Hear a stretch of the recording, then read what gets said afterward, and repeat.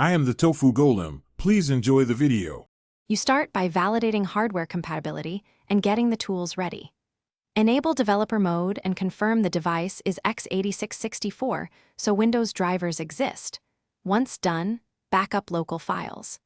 Make a bootable USB with the Windows ISO using Rufus or a Chromebook-aware tool and prepare any USB-C adapters you need. These steps matter because missing them blocks installation and causes driver headaches later, so finish them before moving to partitioning and firmware changes. Once the USB installer is ready, you modify firmware and partitions carefully.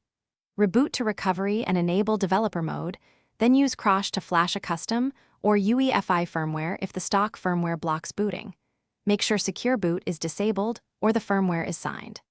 Next, boot a partitioning tool and shrink Chrome OS to create space for Windows, because leaving insufficient space causes failure during installation. Also gather device drivers so Windows can initialize Wi-Fi and touchpad right. You now boot the USB and run the Windows installer, choosing the prepared partition and following prompts.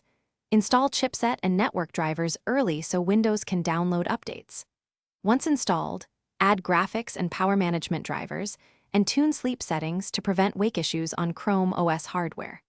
If booting fails, reflash firmware or switch installer mode between UEFI and legacy, verify GPT versus MBR partitioning, and if necessary, recreate the USB installer.